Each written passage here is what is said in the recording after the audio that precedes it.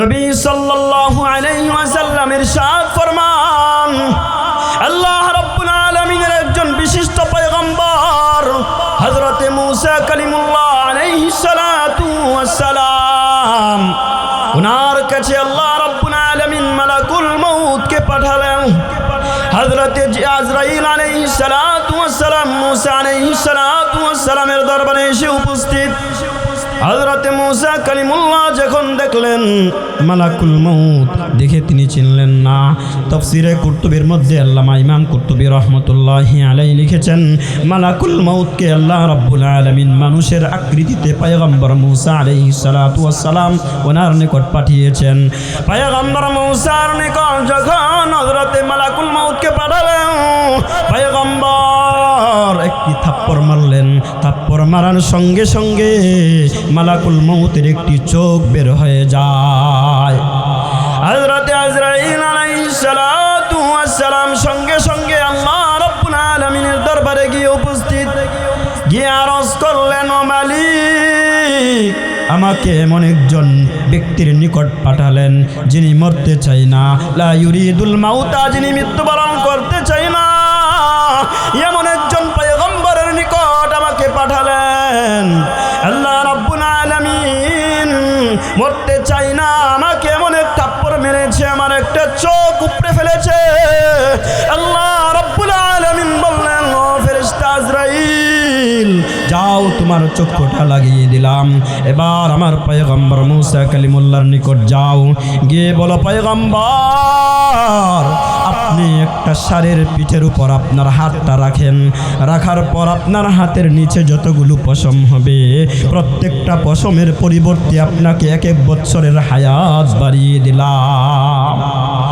পয়গম্বর মূসা আলাইহিস সালাতু ওয়াস সালামের নিকট মালাকুল মউত এসে বললেন, ও পয়গম্বর মূসা, আল্লাহ রাব্বুল আলামিন আপনাকে বলেছেন একটি ষাঁড়ের উপর আপনি আপনার হাতটাকে রাখেন, আপনার হাতের নিচে যতগুলো পশম হবে প্রত্যেকটা পশমের বিনিময়ে আল্লাহ আপনাকে 1 বছরের হায়াতকে বাড়িয়ে দিবেন। পয়গম্বর মূসা আলাইহিস সালাতু ওয়াস সালাম জিজ্ঞাসা করলেন, তারপর কি হবে? এত বছর হায়াত দেওয়ার পর কি আমি দুনিয়াতে থাকতে পারবো?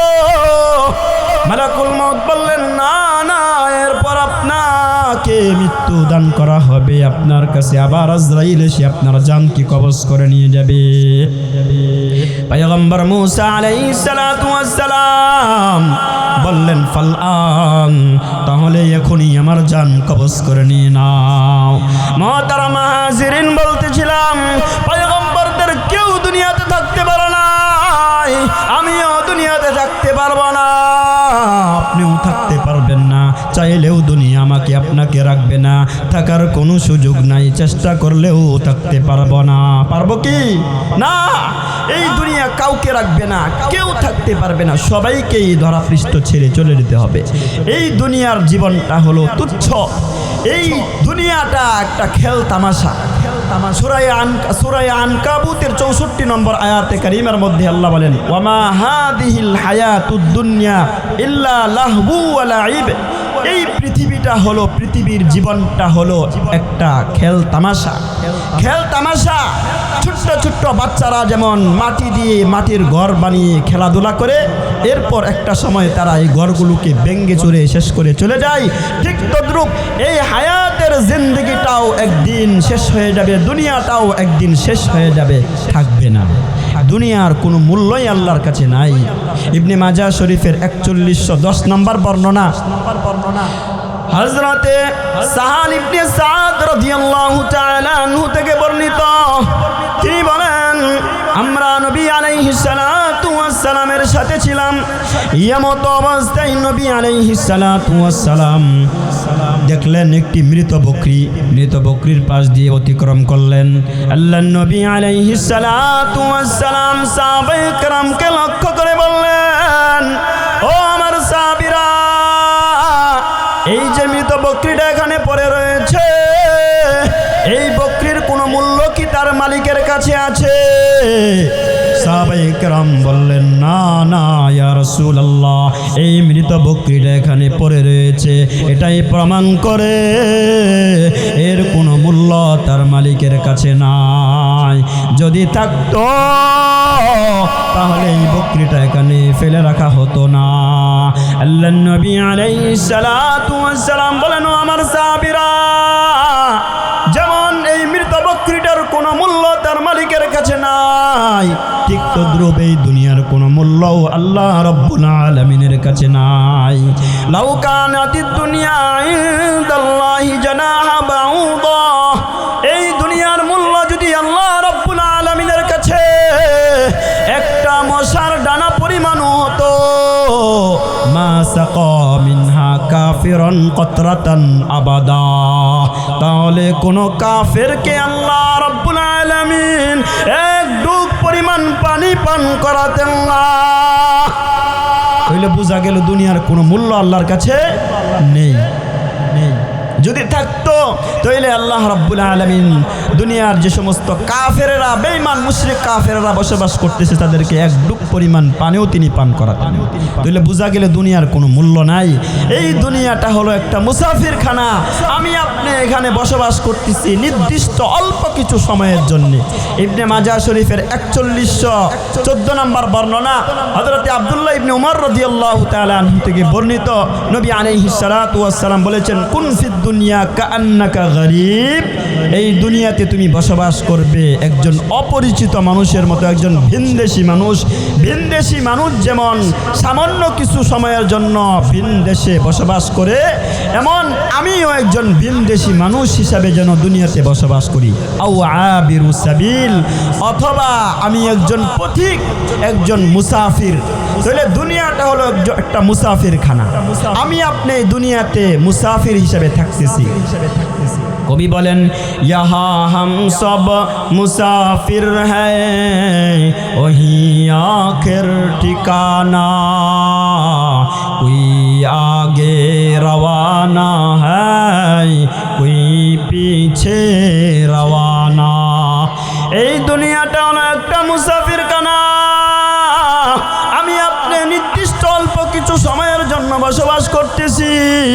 কেউ হয়তো আগে রওনা হবে, কেউ হয়তো দুদিন পরে রওনা হবে। এইভাবে আমরা সবাই কবর পথের যাত্রী। কথা বলেন ঠিক কিনা?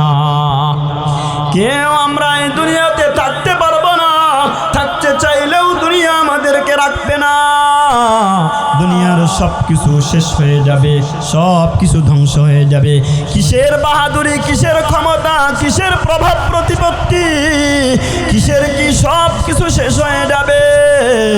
কবি বলেন, कैसे कैसे ताजदारा बादशाह चल गई, ओ खजाना बालखाना शान शौकत क्या हुई। কত বড় বড় রাজা বাদশারা, প্রভাব প্রতিপত্তির অধিকারীরা, ক্ষমতাসীনেরা, কোটিপতি লাখপতিরা দুনিয়া থেকে চলে গিয়েছে। দেখো না কেন, তাদের ধনভাণ্ডার খাজানা কিছুই তাদের সাথে যায় নাই, একটা টাকাও তাদের সাথে যায় নাই, পচা গলা লাশে পরিণত হয়েছে। কথা বলেন ঠিক কিনা? कैसे कैसे ताजदारा रानिया शाहजादिया, तन बदन सब गल गई है, शक्ल सूरत क्या हुई। কত সুন্দরী রমণী রূপবতীরা দুনিয়া থেকে যখন তাদেরকে কবরে দাফন করা হয়েছে, মাটি তাদের সকল রূপ সৌন্দর্যকে কেড়ে নিয়েছে, পচা গলা লাশে পরিণত হয়েছে, মাটির নিচের পোকামাকড়ের খাবারের বস্তুতে পরিণত হয়েছে। দুনিয়ার কোনো কিছুই থাকবে না। এই সাজানো গুছানো জীবনের জিন্দগিটা শেষ হয়ে যাবে, কোনো কিছুই থাকবে না। রব্বে কায়নাত সূরাতুর রহমানের 26-27 আয়াতে কারিমার মধ্যে বলেন, কুল্লু মান আলাইহা ফান, এই ধরা পৃষ্ঠে যা কিছু রয়েছে সব কিছু ধ্বংস হয়ে যাবে, সব কিছু শেষ হয়ে যাবে, কোনো কিছুই বাকি থাকবে না। ওয়ায়াবকা ওয়াজহু রাব্বিকা যুল জালালি ওয়াল ইকরাম, শুধুমাত্র বাকি থাকবে আমার আপনার আল্লাহ। লামে লাহুয়া উসলামে ফেরলা হুয়া हुआ लाती फिरला हुआ जुजला हुआ कुल्ला हुआ बादजा कुछ ना हुआ तो फिर क्या हुआ ला इलाहा इल्ला हुआ सब किस ধ্বংস হয়ে যাবে পাহাড় পর্বত লা ইলাহা জমিন লা ইলাহা আসমান লা ইলাহা সমস্ত ফেরেশতা লা ইলাহা সমস্ত নবী লা ইলাহা একমাত্র যিনি তিনি হলেন আমার আপনার আল্লাহ। আল্লাহ রব্বুল আলামিনের সত্তা ছাড়া সব কিছু ধ্বংস হয়ে যাবে, সব কিছু ফানা ফানা হয়ে যাবে, সব কিছু ক্ষয় হয়ে যাবে। এই ধরা পৃষ্ঠে কোনো কিছুই বাকি থাকবে না, সব কিছুই শেষ হয়ে যাবে। এজন্যই নবীজি সাল্লাল্লাহু আলাইহি ওয়াসাল্লাম আমাদেরকে বলেছেন, ও দুনিয়ার মানুষেরা, তোমরা মৃত্যুর কথা বেশি বেশি স্মরণ করে মৃত্যুর পরবর্তী জীবনের জন্য প্রস্তুতি গ্রহণ করো। ইবনে মাজাহ শরীফের 4259 নম্বর বর্ণনা হযরতে আব্দুল্লাহ ইবনে উমর রাদিয়াল্লাহু তাআলা আনহু থেকে বর্ণিত। তিনি বলেন, কুনতু মা রাসূলিল্লাহি সাল্লাল্লাহু আলাইহি ওয়াসাল্লাম ফাজাআহু রাজুলুম মিনাল আনসার। আমি আব্দুল্লাহ ইবনে উমর নবীজি সাল্লাল্লাহু আলাইহি ওয়াসাল্লামের দরবারে উপস্থিত। এমত অবস্থায় একজন আনসারী সাহাবী নবীজি সাল্লাল্লাহু আলাইহি ওয়াসাল্লামের দরবারে এসে উপস্থিত। এসে নবীজিকে সালাম জানালো। সালাম দেওয়ার পর জিজ্ঞাসা করলো, ইয়া রাসূলুল্লাহ ইয়া হাবিবাল্লাহ আইয়ুল মুমিনিনা আফজল। ইয়া রাসূলুল্লাহ ইয়া হাবিবাল্লাহ, এই দুনিয়ার মধ্যে সবচাইতে শ্রেষ্ঠ মানুষ কারা? নবীজি তার উত্তরে বললেন, আহসানুহুম খুলুকা। ও আমার সাহাবী, যাদের আচরণ সুন্দর, যাদের ব্যবহার সুন্দর, মানুষের সঙ্গে সুন্দরভাবে কথা বলে, সুন্দর ভাষায় কথা বলে, কাউকে গালিগালাজ করে না, কারো সঙ্গে অশুভ আচরণ করে না, সুন্দর আচরণ দেখায়, সুন্দর ব্যবহার করে। নবীজি বলেন, এই মানুষগুলো হলো পৃথিবীর মধ্যে শ্রেষ্ঠ মানুষ। ওই আনসারী সাহাবী আবার জিজ্ঞাসা করলেন, ইয়া রাসূলুল্লাহ ইয়া হাবিবাল্লাহ ফাআইয়ুল মুমিনিনা আকিয়াস। তাহলে দুনিয়ার মধ্যে সবচাইতে বুদ্ধিমান, সবচাইতে আকলমান, সবচাইতে জ্ঞানী মানুষ কারা? নবীজি সাল্লাল্লাহু আলাইহি ওয়াসাল্লাম আনসারী সাহাবীর প্রশ্নের উত্তরে বললেন, আকতারুহুম লিল মাউতি যিকরা। যারা বেশি বেশি মৃত্যুর স্মরণ করে, মৃত্যুর কথা বেশি বেশি স্মরণ করে, শুধু মৃত্যুর কথা স্মরণ করে তাই না, বরং মৃত্যুর কথা বেশি বেশি স্মরণ করে মৃত্যুর পরবর্তী জীবনের জন্য প্রস্তুতি গ্রহণ করে। ওয়া আহসানুহুম লিমা বাদাহু ইস্তিআদাদা। মৃত্যুর পরবর্তী জীবনের জন্য প্রস্তুতি গ্রহণ করে, শুধু মৃত্যুর কথা স্মরণ করে বসে থাকে না, বরং মৃত্যুর কথা বেশি বেশি স্মরণ করে মৃত্যুর পরবর্তী জীবনের জন্য প্রস্তুতি গ্রহণ করে। নবীজি সাল্লাল্লাহু আলাইহি ওয়াসাল্লাম বলেন, এরা হলো উলাইকাল আকিয়াস, পৃথিবীর মধ্যে সবচাইতে জ্ঞানী আর বুদ্ধিমান মানুষ। আল্লাহর নবী আলাইহিস সালাতু ওয়াস সালাম আমাদেরকে বলেছেন, মৃত্যুর কথা বেশি বেশি স্মরণ করে পরবর্তী জীবনের জন্য প্রস্তুতি গ্রহণ করার জন্য। কিন্তু আমরা এই দুনিয়ার চাকচিক্যে পড়ে, দুনিয়ার রংঢঙ্গে পড়ে পরকালের কথা ভুলে গিয়েছি। প্রতিটা মুহূর্তে আজরাইল মালাকুল মাউত আমাকে মৃত্যুর কথা স্মরণ করাইয়া দিয়ে যায়, কিন্তু আমি আপনি মৃত্যুকে ভুলে রয়েছি। আল্লাহর নবী আলাইহিস সালাতু ওয়াস সালাম মালাকুল মাউত হযরতে আজরাইল আলাইহিস সালাতু ওয়াস সালামকে লক্ষ্য করে বললেন, ভাই আজরাইল, তুমি আমার আমার উম্মতদেরকে মৃত্যুর পূর্বে একটু পয়গাম দিয়ে আসতে পারো না? একটু কি সংবাদ দিয়ে আসতে পারো না? মালাকুল মউত আজরাইল আলাইহিস সালাতু ওয়াস সালাম নবীজি সাল্লাল্লাহু আলাইহি ওয়াসাল্লামকে ডাক দিয়ে বললেন, ইয়া রাসূলুল্লাহ, ইয়া হাবিবাল্লাহ, আপনার উম্মতকে একবার দুইবার নয়, অসংখ্যবার আমি মালাকুল মউত তাদেরকে পয়গাম দেই। বলে, কিভাবে আপনি পয়গাম দেন? মালাকুল মউত ডাক দিয়ে বললেন, ইয়া রাসূলুল্লাহ, ইয়া হাবিবাল্লাহ, আপনার উম্মতের কারো যখন দৃষ্টিশক্তি লোপ হয়ে যায়, চোখের দৃষ্টিশক্তি যখন কমে যায়, এটা হলো আমি মালাকুল মউতের পক্ষ থেকে মৃত্যুর একটা পয়গাম। কারো যখন মাথার চুলগুলো পেকে যায়, এটা হলো আমার পক্ষ থেকে মৃত্যুর আর একটা পয়গাম। কারো যখন বয়সের বৃদ্ধ বয়সের কারণে, বয়সের বার্ধক্যের কারণে দাঁতগুলো পড়ে যায়, এটা হলো আমি মালাকুল মউতের পক্ষ থেকে মৃত্যুর আর একটা পয়গাম। কারো যখন যৌবনতা হারিয়ে যায়, এটা হলো আমি মালাকুল মউতের পক্ষ থেকে মৃত্যুর আর একটা পয়গাম। এইভাবে অসংখ্য মৃত্যুর পয়গাম আপনার উম্মতকে দিয়ে আমি আসি। আমাদেরকে সব সময় মালাকুল মউত মৃত্যুর পয়গাম দেয়। আমাদেরকে প্রত্যেকটা মুহূর্তে মালাকুল মউত আমাদেরকে স্মরণ করাইয়া দেয়।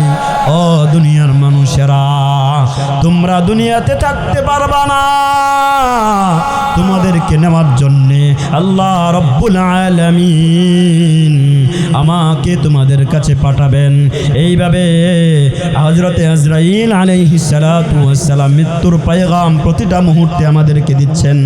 কিন্তু আমরা এতটাই উদাসীন, মৃত্যুর কথা স্মরণ করি না, মৃত্যুর কথা স্মরণ করি না, পরকালের কোনো প্রস্তুতি গ্রহণ করি না, বরং দুনিয়ার চাকচিক্যে রংডঙ্গে আমরা পড়ে রয়েছি। কথা বলেন ঠিক কিনা?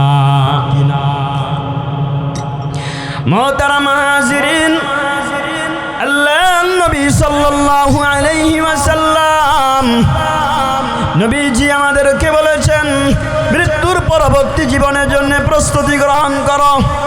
ইমামে গাজালি রাহমাতুল্লাহি আলাইহি তিনি সুন্দর একটা উপমা দিয়েছেন, সুন্দর একটা উদাহরণ দিতে গিয়ে বলেছেন, একজন বাদশাহ একজন কর্মচারীকে ডাক দিয়ে বললেন, ও কর্মচারী, তোমার হাতে আমি একটা ফলের টুকরি দিলাম। আমার একটা ফলের বাগান রয়েছে, সেই বাগানের মধ্যে বিভিন্ন রকমের ফল পেকে রয়েছে, বিভিন্ন আইটেমের ফল পেকে রয়েছে। সেই ফলগুলো আমার এই টুকরিটার মধ্যে ভর্তি করে নিয়ে আসবা। আর যখন এই টুকরিটা ভর্তি করে নিয়ে আসবা, আমি তোমাকে অনেক পুরস্কারে পুরস্কৃত করব। তবে তোমাকে একটা শর্ত দিয়ে দেই, এই বাগানের একটু অংশ থেকে যখন সামনে অগ্রসর হয়ে যাবে, তো পিছনে আসার কোনো সুযোগ থাকবে না। বাগান থেকে যখন বের হয়ে যাবে, এরপর এই বাগানে প্রবেশের কোনো সুযোগ থাকবে না, আর কোনো সুযোগ থাকবে না। এই শর্ত সাপেক্ষে তুমি বাগান থেকে ফল সংগ্রহ করো। ইমামে গাজালি রাহমাতুল্লাহি আলাইহি এই কথা বলেন। এরপর বাদশাহ জাহাপনা শর্ত সহকারে যখন তাকে বাগানের ভিতরে প্রবেশ করালেন, এই কর্মচারী বাগানে প্রবেশ করার পর সে যখন দেখলো কিছু ফল পাকা রয়েছে, কিছু ফল পাকা, চিন্তা করলো সামনে থেকে ফল সংগ্রহ করব। এরপর সামনে অগ্রসর হয়ে যায়, ফল সংগ্রহ করে নাই, সামনে করতে করতে করতে করতে চলে এসেছে, কিন্তু কোনো ফল সংগ্রহ করে নাই। এরপর আফসোস করতে লাগলো, চিন্তা করতে লাগলো, আমাকে বাদশাহ জাহাপনা শর্ত দিয়েছিলেন, তুমি যদি বাগান থেকে সামনে অগ্রসর হয়ে যাও তো পিছনে ফিরে আসার কোনো সুযোগ তোমার থাকবে না। আমি তো বাগানের সামনে চলে এসেছি, বাগান থেকে বের হয়ে গিয়েছি, কোনো ফল তো সংগ্রহ করতে পারলাম না। এবার আমি আমার বাদশার সামনে কিভাবে মুখ দেখাবো? কোনো সংগ্রহ করতে পারলাম না। ইমামে গাজালি বলেন, এই উদাহরণ দিয়ে বলেন, বাদশাহ জাহাপনা হলেন রাজাদিরাজ আমার আপনার আল্লাহ, আর ওই কর্মচারী হলো আমি আপনি আল্লাহর বান্দা, আর ওই ফলের টুকরিটা হলো আমার আপনার আমলনামা, আর সেই বাগানটা হলো আমার আপনার হায়াতের জিন্দেগি। এইভাবে আমি আপনি আমার আপনার হায়াতের জিন্দগিটাকে শেষ করে দিচ্ছি। সামনে সামনে করতে করতে হায়াতের জিন্দগি শেষ হয়ে যায়। আগামীকাল পড়ব নামাজ, আগামীকাল থেকে নামাজ পড়ব, আগামীকাল থেকে ইবাদত করব। এইভাবে সামনে সামনে করতে করতে হায়াতের জিন্দগিটাকে শেষ করে দিচ্ছি, কিন্তু কোনো নেক আমল করতেছি না, নেক আমল করার প্রতি আগ্রহ হচ্ছি না, উৎসাহী হচ্ছি না। হায়াতের জিন্দগি প্রায় শেষ হয়ে যাচ্ছে। কথা বলেন ঠিক কিনা? এইভাবে আমার আপনার হায়াতের জিন্দগি শেষ হয়ে যাচ্ছে, কিন্তু নেক আমল করার প্রতি এখনো আমাদের দিলের মধ্যে অনুভূতি আসে না। সূরা হাদীদের 16 নম্বর আয়াতে কারিমার মধ্যে আল্লাহ রাব্বুল আলামিন বলেন, আলাম ইয়ানি লিল্লাযীনা আমানু আন তাখশা কুলুবুহুম লিযিকরিল্লাহ।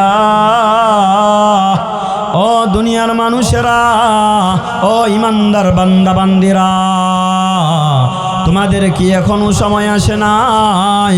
এখনো কি সময় আসে নাই? আল্লাহর ভয়ে, আল্লাহর শরণে অন্তরগুলো বিগলিত হবে, অন্তরগুলো নরম হবে, গুনাহ থেকে বেঁচে থাকবে, গুনাহ থেকে বিরত থাকবে, নেক আমল করবে। এই সময় কি এখনো আসে নাই? এখনো কি সেই সময় আসে না?